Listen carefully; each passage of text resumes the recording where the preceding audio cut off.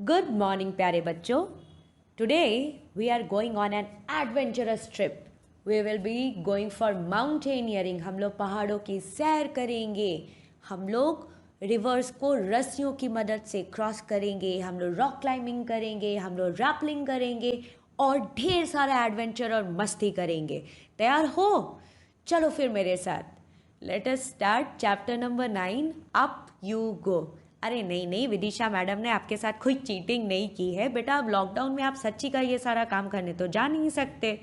तो इस चैप्टर के ज़रिए ही मैं आपको इन एडवेंचर्स का मज़ा दूंगी. ओके, चलो फिर चलो स्टार्ट करते हैं. बेटा actually when you go through the pages of this chapter at places you will find dates mentioned. जैसे आप यहाँ पर अपनी स्क्रीन पे अभी देख रहे हो, मैंने रेड कलर से इंसर्कल करके रखा हुआ है, मार्क करके रखा हुआ है. यहाँ पे देखिए 2 फरवरी 1984 लिखा है. यहाँ देखिए 5 फरवरी 1984 लिखा है. वैसे ही आप फिर आगे जब पढ़ेंगे तो आपको जगह जगह पर डेट मेंशन किया हुआ मिलेगा. Why, what these dates are for. ये डेट्स यहाँ पर क्यों लिखे हुए हैं बेटा? Actually these pages have been taken from diary of a person named Sangeeta Arora. बेटा डायरी जानते हो ना, बहुत लोगों को डायरी लिखने का शौक होता है. कुछ लोग तो भाई अपने हर दिन के हर काम को अपनी डायरी में लिखा करते हैं, और कुछ लोग जो है वो अपने लाइफ के केवल स्पेशल मोमेंट्स को अपने डायरी में डिस्क्राइब किया करते हैं. तो संगीता अरोरा मैम एक्चुअली 2008 में आपकी ईवीएस बुक जो पहली बार पब्लिश हुई थी, in that year, that is in the year 2008, Sangeeta Arora madam was working as a primary teacher in Kendriya Vidyalaya Shalimar Bagh, Delhi. और 1984 में Sangeeta Arora madam participated in a mountaineering camp that was organized by Nehru Institute of Mountaineering that is situated in Uttarkashi. ठीक है, तो बेटा उसी के बारे में वो अपने डायरी में लिखी हैं और उन्हीं पेजेस को आपके चैप्टर नंबर 9 में दिया हुआ है. यहाँ पे हम लोग पढ़ते हैं मैम क्या लिखी हैं. Ma'am is saying that we were at the mountaineering camp and we were very excited. 20 of us were teachers from Kendriya Vidyalayas. There were other women from banks and other institutions also. Ma'am बोल रहे हैं कि वो जो 1984 में NIM की तरफ से माउंटेनियरिंग कैंप ऑर्गेनाइज किया गया था, उसमें केंद्रीय विद्यालय के 20 टीचर्स थे एज पार्टिसिपेंट. और केवल केंद्रीय विद्यालय के टीचर्स ही नहीं थे बेटा, उसमें विमेन फ्रॉम अदर इंस्टीट्यूशंस, हो सकता है किसी और स्कूल में काम करने वाले, किसी बैंक में, किसी और ऑर्गेनाइजेशन में काम करने वाले विमेन भी जो थे वो भी पार्टिसिपेट किए थे. तो आगे बढ़ने के पहले मैं ज़रा बेटा आपको नेहरू इंस्टीट्यूट ऑफ माउंटेनियरिंग के बारे में बताना चाहती हूँ. आप गूगल अंकल को पूछना नेहरू इंस्टीट्यूट ऑफ माउंटेनियरिंग के बारे में आपको इन्फॉर्मेशन देने के लिए, तो वो आपको ऑफिशियल वेबसाइट पे ले जाएंगे. मैं आपको यहाँ पर अभी स्क्रीन पे इसका ऑफिशियल वेबसाइट का होम पेज दिखा रही हूँ, है ना बेटा. ये Nehru institute of mountaineering in Uttarkashi, it's not only the best mountaineering institute of our country, but it is considered one of the most prestigious mountaineering institute in the continent of Asia. ये उत्तरकाशी का Nehru institute of mountaineering केवल हमारे देश भारत का ही नहीं बल्कि पूरे Asia continent के सबसे अच्छे माउंटेनियरिंग इंस्टीट्यूट्स में आता है. और देखिए इसका नाम नेहरू इंस्टीट्यूट ऑफ माउंटेनियरिंग क्यों है बेटा? क्योंकि फर्स्ट प्राइम मिनिस्टर जो थे हमारे इंडिपेंडेंट इंडिया के, प्रधानमंत्री पंडित जवाहरलाल नेहरू जी, वो बेटा he was an ardent mountain lover. तो उन्हीं के सम्मान में इसको नाम रखा गया है नेहरू इंस्टीट्यूट ऑफ माउंटेनियरिंग. तो ये समय समय पर बहुत सारे कैंप्स को ऑर्गेनाइज करते रहते हैं. कभी विमेन के लिए करते हैं, कभी बच्चों के लिए भी करते हैं. लॉकडाउन खुलेगा तो ज़रा देखना तो कोई आपके लिए ऑप्शन है क्या ठीक है, ओके। और मैं ज़रा बता दूं आपको बेटा, right now on your screen you are seeing which state, this is the state of Uttarakhand. और इस उत्तराखंड में ही ये वाला देखिए, ये ग्रीन कलर से जो शेडेड दिख रहा है, this is representing the district of Uttarkashi. Uttarakhand में उत्तरकाशी डिस्ट्रिक्ट ये है, ठीक है। तो you may be asked to locate the state on the map where NIM is, तो आप इस तरह से दिखा दोगे, ठीक है। यहाँ पे ये देखिए, इस वाले मैप में ये पर्पल कलर से शेडेड रीजन है ना, ये कौन सा स्टेट है? उत्तराखंड। यही वो स्टेट है जहाँ पर NIM है, तो आप इसको शेड कर देना और बता देना उत्तराखंड, ब्रैकेट में लिख सकते हो वेयर NIM इज़। और उत्तराखंड का कैपिटल कहाँ है बच्चों? देहरादून, ठीक है, ये ज़रूर याद रखोगे। चलो तो फिर देखते हैं मैम आगे क्या लिख रही हैं। मैम लिखती हैं today was the second day of the camp. और आप देखो ज़रा अपनी बुक में भी देखो कि ये किस दिन लिख रही हैं इस पेज को, ऑन 2 फरवरी 1984। तो 2 फरवरी 1984 को इन्होंने अपनी डायरी में लिखा today was the second day of the camp. आज माउंटेनियरिंग कैंप का दूसरा दिन था, यानी कि माउंटेनियरिंग कैंप का पहला दिन कौन सा था? 1 फरवरी 1984, यानी कि the mountaineering camp started on 1 February 1984। आगे मैडम कह रहे हैं in the morning as I got out of bed and put my foot down I screamed in pain. Scream in pain मतलब बेटा दर्द से कराना। तो मैम बोलती हैं कि आज सुबह सुबह जैसे ही मैं उठी और बिस्तर से नीचे अपने पैर को मैंने रखा, दर्द से मैं करा दी। आई रिमेंबर्ड, तब मुझे याद आया that yesterday we people were made to walk 26 kilometres on foot with the heavy rucksack on our backs. बेटा जानते हो ये दर्द से क्यों करा रहे थे? क्योंकि इनके पैरों में छाले पड़ गए थे, ब्लिस्टर्स हो गए थे। ब्लिस्टर्स मतलब छाले। कभी अगर आप बहुत दूर तक चलते हो, ठीक है, तो पैरों में छाले पड़ जाते हैं। तो मैम लोग जो थे on the very first day of their mountaineering camp were made to walk 26 kilometre. 26 kilometre बेटा इन्हें पैदल चलना पड़ा था, ठीक है। और वो ऐसे वैसे नहीं चलना पड़ा था, they had to carry a heavy rucksack on their backs. Now the question arises what a rucksack is. Rucksack किसे कहते हैं? पहले तो आप सभी यहाँ पे इसे अंडरलाइन कर ले एक बार, ठीक है। रक्सैक बेटा as you can see in this picture, this bag that ma'am is carrying on her back, this is a rucksack. अक्सर बेटा ट्रैकर्स जो होते हैं, ट्रैकर आप जानते हैं ना, ट्रैक करना, पैदल जो दूर दूर तक हम लोग जाते हैं एडवेंचर के लिए, that is known as trekking. तो ट्रैकिंग के लिए, माउंटेनियरिंग के लिए लोग जो जाया करते हैं, तो वो अक्सर बेटा रक्सैक या बैकपैक कहो या बैग कहो, अपने कंधे पर रख करके चलते हैं। और इसी में उनका ज़रूरी सामान भी रहता है।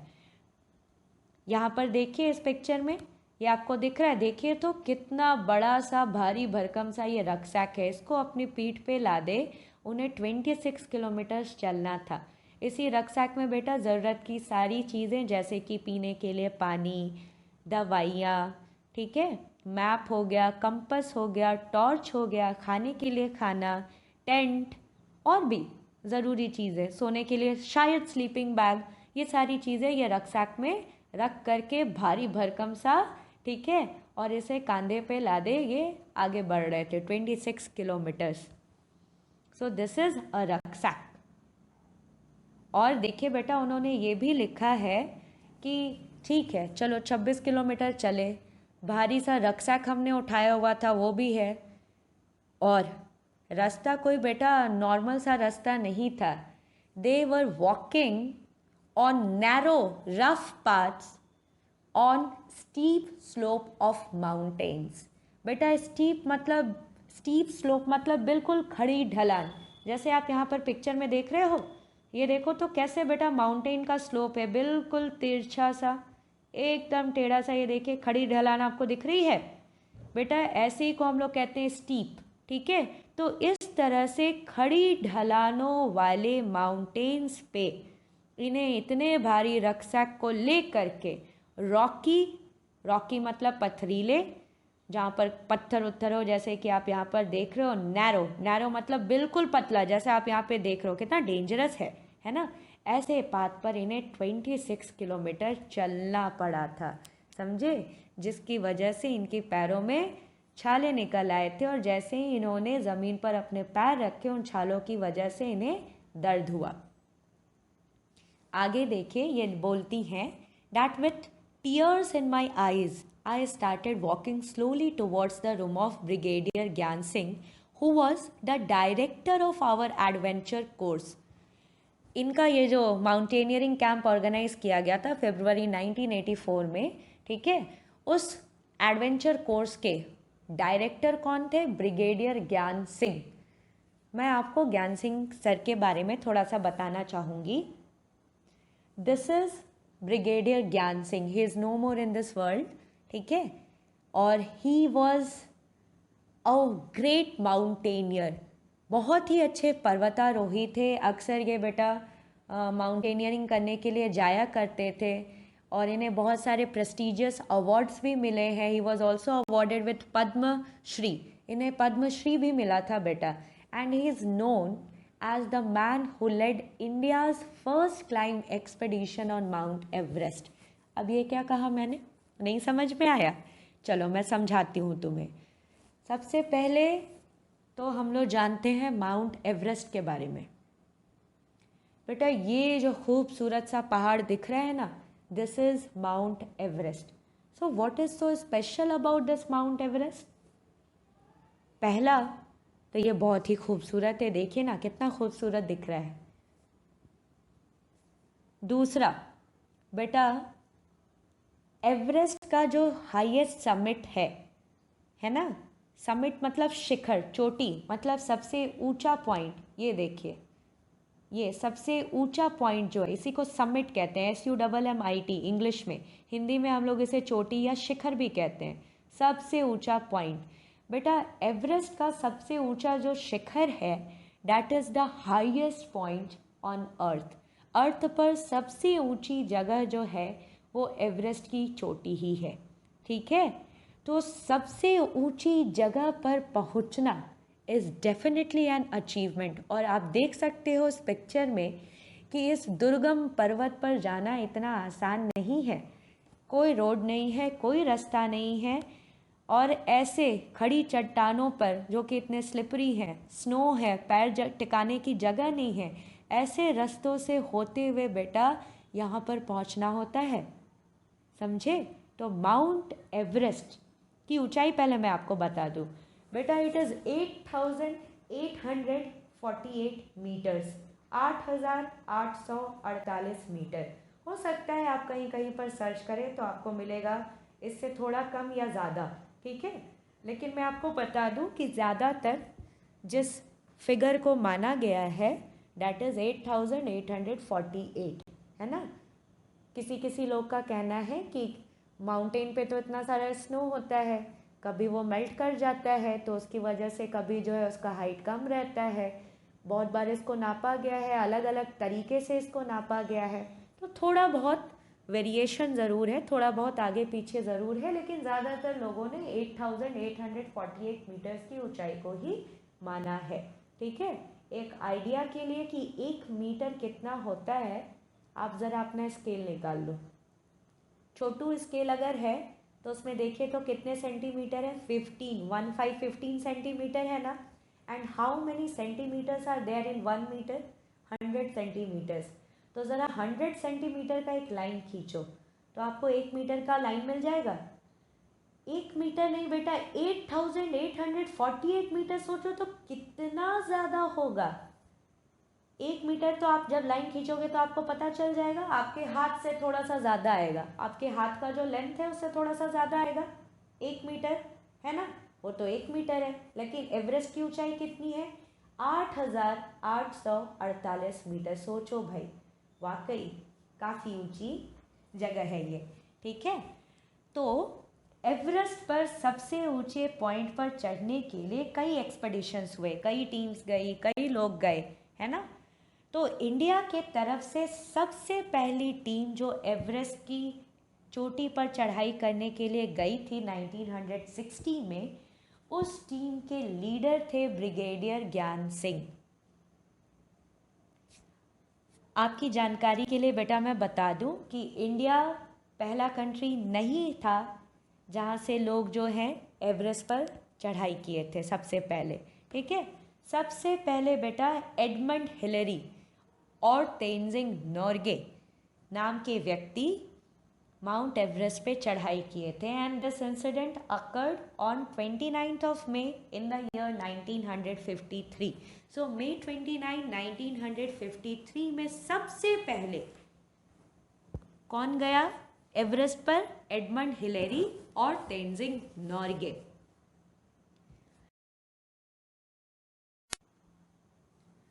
So who was the first Indian to reach the summit of Mount Everest? He was Lieutenant Colonel Avtar Singh. On May 20, 1965, सबसे पहले भारतीय जो कि माउंट एवरेस्ट के शिखर पर पहुंचे वो थे लेफ्टिनेंट कर्नल अवतार सिंह। लेकिन बेटा 1960 में हमारे कंट्री के तरफ से सबसे पहली टीम गई थी माउंट एवरेस्ट पे चढ़ाई करने के लिए, ठीक है, उसके शिखर तक पहुंचने के लिए। और उस टीम का लीडरशिप किसने किया था? ब्रिगेडियर ज्ञान सिंह ने किया था। और आपको पता है बच्चों, ये ऑलमोस्ट एवरेस्ट के शिखर तक पहुंच ही गए थे, महज थोड़ी सी दूरी बची हुई थी, लेकिन बैड वेदर की वजह से they had to come back. तो इन्हीं के नेतृत्व में, इन्हीं के गाइडेंस में जो है ये संगीता अरोरा मैम वाला माउंटेनियरिंग कैंप भी ऑर्गेनाइज किया गया था, ठीक है। तो with tears in her eyes, आंखों में थोड़ा सा आंसू लिए, ठीक है, बहुत थक गई थी ना मैम, पूरे छाले निकल आए थे, तो मैम थोड़ा सा आंसू भरी आंखों को लिए जाते हैं ब्रिगेडियर ज्ञान सिंह के रूम में, और ये सोचते हुए जा रही थी कि मैं क्या कहूँगी सर से, क्या कहूँ सर से कि सर जो है वो मुझे बोले अच्छा बेटा आज तुम रेस्ट कर लो, ठीक है, तुम्हारे पैरों में छाले भी पड़ गए हैं, आप एक दिन आराम कर लो। ये वो सोचते हुए उनके रूम में घुसी ही थी कि अचानक पीछे से एक भारी भरकम आवाज़ आई, ठीक है। और क्या बोले ब्रिगेडियर ज्ञान सिंह की वो आवाज़ थी, क्या बोले सर? सर बोले madam what are you doing here at breakfast time? आप यहाँ पर नाश्ते के टाइम में क्या कर रहे हो? Hurry up, otherwise you will have to trek on an empty stomach. चलो चलो चलो जल्दी जाओ, don't waste your time, go and have your breakfast. नहीं तो अगर आपका ब्रेकफास्ट छूट गया तो फिर आपको खाली पेट ही जा करके ट्रैकिंग करना पड़ेगा। सो ही वॉज सो स्ट्रिक्ट, इतने स्ट्रिक्ट थे वो, ठीक है। मैम कहाँ इनसे मांगने आई थी मदद कि आज मुझे छुट्टी दे दीजिए, और सर इनको बोल रहे हैं कि तुम ब्रेकफास्ट टाइम पे यहाँ पे क्या कर रही हो, जल्दी से जाओ ब्रेकफास्ट करो, नहीं तो मैं एक्स्ट्रा टाइम नहीं देने वाला हूँ, ब्रेकफास्ट नहीं कर सके तो आपको खाली पेट ही जाना पड़ेगा ट्रैकिंग पे। तो मैडम जो है वो डर के मारे थोड़ा सा सर सर इतना बोली ही और कुछ बोल ही नहीं पाई। तब फिर सर जो है वो खुद बोलते हैं, you have come to tell me that you have blisters on your feet, that you can not walk, isn't it? आप मुझे ये बताने आए हैं मैम कि आपके पैरों में छाले पड़ गए हैं, ब्लिस्टर्स हो गए हैं और आप चल नहीं सकते, यही आपको बताना है ना? बेटा ये देखिए, चलने की वजह से इस तरह से और इससे भी भयंकर भयंकर ब्लिस्टर्स हो जाया करते हैं। तो मैम बोली yes sir, this is what I have come to say to you. तो सर बोलते हैं oh that is nothing new, ये कोई नई बात नहीं है, ये सब होता रहता है, चलो जाओ अब जल्दी से रेडी हो जाओ तुम। ठीक है, तो देखिए कहाँ मैडम आए थे सर से मर्सी की उम्मीद किए कि सर थोड़ी सी दया कर देंगे, और कहाँ इनको बोला गया चलो चलो जाओ, ये सब मुझे ब्लिस्टर्स विस्टर्स होता रहता है, जल्दी जाओ तैयार हो। फिर देखिए आगे मैम कहती हैं, आई हंग माई हेड, मैं अपना मुंह लटका ली, and rushed back to get ready, और जल्दी से भागी कि नहीं भाई जल्दी से जाओ तैयार हो जाओ, नहीं तो ब्रिगेडियर ज्ञान सिंह सच में खाली पेट ही ट्रेकिंग करवा देंगे। तो she had just turn when she heard brigadier Gyan Singh's voice again, listen madam you will lead group number 7, और मैडम सुनिए आप जो है ग्रुप नंबर 7 के लीडर भी हो, and you will have to help any member who has difficulty climbing the mountain. You have been already told about the responsibilities of a group leader in the mountains. Madam जा ही रही थी कि उनको brigadier Gyan Singh कहते हैं, madam रुकिए रुकिए रुकिए, मैंने पूरी टीम को बहुत सारे ग्रुप में बांटा है, तो आप ग्रुप नंबर 7 के लीडर भी होगे. और बेटा लीडर की बहुत सारी रिस्पॉन्सिबिलिटीज़ होती है. तो ब्रिगेडियर ज्ञान सिंह कहते हैं संगीता मैम को, मुझे लगता है आपको पता है कि आपकी रिस्पॉन्सिबिलिटीज़ क्या है. आपको अपने टीम के मतलब अपने ग्रुप के सारे मेंबर का हेल्प करना है माउंटेन को क्लाइंब करने में. चलिए आप जाकर के जल्दी से तैयार हो जाइए. तो मैम सोचने लग गई, अरे बाप रे इतनी बड़ी जिम्मेदारी मिल गई. तो वो सोचे कि अच्छा क्या क्या रिस्पॉन्सिबिलिटीज़ होती है जो कि लीडर को करनी होती हैं. तो देखिए यहाँ पर उन्होंने लिखा है that a leader has to help others in carrying their भारी भरकम बैग. लीडर को जो है वो दूसरों की मदद करनी होती है उनके बैग्स उठाने में. Sometimes the leader has to let the group go ahead. कभी कभी लीडर को अपने ग्रुप को आगे जाने देना होता है और वो सबसे लास्ट में जाते हैं. क्यों? ताकि अगर कोई मुसीबत हो, कोई परेशानी हो, तो वो पीछे से संभाल सके अपने ग्रुप मेंबर्स को. और कभी कभी आपको पता है कभी कभी इन्हें ये भी कहा जाता है कि आप पीछे नहीं रहोगे, सबसे आगे रहोगे. क्यों? क्योंकि नया रास्ता है, रास्ते में जो मुसीबतें आएंगी, मुश्किलें आएंगी, तो आप ग्रुप लीडर हो तो आप पहले जाओगे, आपके पीछे पीछे पूरी टीम जाएगी. तो मतलब इतनी बड़ी रिस्पॉन्सिबिलिटी होती है ग्रुप लीडर की. Help those who cannot climb properly. जो लोग अच्छे से चढ़ नहीं पा रहे हैं उनकी मदद करना. Find food for them, arrange for food for the group. Group members के लिए खाने का, पीने का, ये सब का इंतज़ाम देखना, उनके हेल्थ का ध्यान रखना. Find a good place to stop and rest. Group के लिए जितना भी डिसीज़न लेना होता है सबके साथ राय विचार करके, डिस्कस करके वो सारे डिसीजंस लेना. जैसे कि रास्ते में कहाँ पर रुकना है, कितनी देर रुकना है, कहाँ पर रुकना सेफ रहेगा, इस तरह की बहुत सारी जिम्मेदारियाँ. मैम कहती हैं that the most important thing is to be ready to be punished even when someone else may have made a mistake. और सबसे ज़रूरी बात ये कि आपके ग्रुप में भले किसी ने भी गलती की हो, सबसे पहली डांट ग्रुप लीडर को पड़ेगी. तो मैम कहती हैं कि मुझे रियलाइजेशन हो गया कि यहाँ पर तो भाई स्पेशल तरह का डिसिप्लिन है.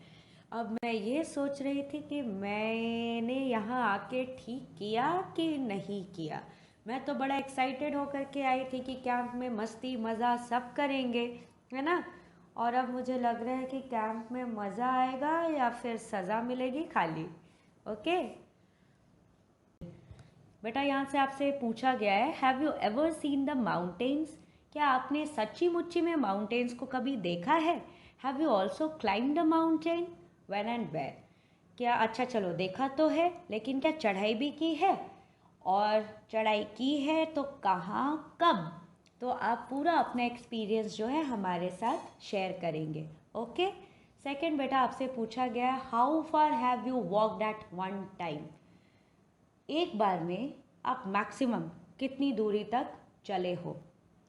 How far can you walk, और आपको क्या लगता है कि आप कितनी दूरी तय कर सकते हो. थर्ड क्वेश्चन यहाँ पर आपसे पूछा गया है what do you think about the paths on the mountains. Paths मतलब रास्ता, ठीक है. आपको क्या लगता है पहाड़ों पर रास्ते कैसे होते होंगे. तो आपको इमेजिन करना है और फिर उसका एक पिक्चर ड्रॉ करना है.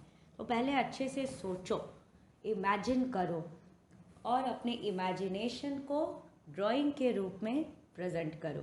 ठीक है. आपके हेल्प के लिए मैं आपको कुछ पाथ्स दिखाती हूँ जो कि माउंटेन्स पे बने हुए हैं. जैसा अभी आप देख सकते हो, है ना. ये देखो एकदम जिगजैग सा टेढ़ा मेढ़ा जलेबी जैसा घुमावदार रास्ता पहाड़ों से. इस तरह के रास्ते पर देखिए बेटा पैदल भी चल सकते हैं, व्हीकल्स कैन ऑल्सो गो, है ना. देखने में कितना सुंदर लगता है, but driving is very dangerous. हाँ, you have to be very careful while driving on such kind of roads. यहाँ देखिए इस पिक्चर को तो देख के मैं कभी कभी डर जाती हूँ और कभी कभी मन करता है wow how beautiful it is, कितना मज़ा आएगा. कभी मज़ा लगता है, कभी लगता है कि डर है। ठीक है, यहाँ पे देखिए बेटा, एक तरफ आप देख रहे हो इतने ऊंचे पहाड़, दूसरे तरफ उतनी ही नीची खाई, ये पतला सा संकरा सा रास्ता। यहाँ पर भी देखिए कितने घुमावदार रास्ते हैं। ये देखिए बेटा, ये माउंटेन्स में जंगलों के बीच, पेड़ों के बीच से होकर के ये रास्ता है। यहाँ पर गाड़ियाँ नहीं जा सकती, ये पैदल जाना है आपको। और ये देखिए, this is one of the most dangerous paths on mountains. गाड़ियाँ तो बिल्कुल नहीं जा सकती। इंसानों को देखिए कैसे जा रहे हैं। इनके सपोर्ट के लिए, ग्रिप बनाने के लिए यहाँ पे देखिए बेटा लोहे की जंजीर लगी हुई है, चेन लगा हुआ है, इसको पकड़ करके और ये देखिए यहाँ पे पैर टिका करके ये आगे बढ़ रहे हैं, है ना। यहाँ पर भी आप देख सकते हैं गाड़ियाँ नहीं जा सकती, पैदल देखिए ये कैसे नीचे की ओर उतर रहे हैं। यहाँ पे इनके सपोर्ट के लिए बेटा ये केबल लगा हुआ है, रस्सी लगी हुई है, कैसे इसका सपोर्ट लेकर के ये ट्रैकर्स, माउंटेनियर्स नीचे की ओर आ रहे हैं। ये देखिए खूबसूरत सा बर्फ़ से ढका हुआ पहाड़, इसके बीच में रास्ता, है ना। तो ये सब बेटा मैंने आपके हेल्प के लिए दिया हुआ है, और बहुत तरह से आप इमेजिन कर सकते हो। सोचो, ढूंढो थोड़ा, और ड्राइंग करके बताओ कि आपको क्या लगता है कि पहाड़ों पर किस किस तरह के रास्ते होते हैं। आप एक से ज़्यादा ड्राइंग बना सकते हो। ओके।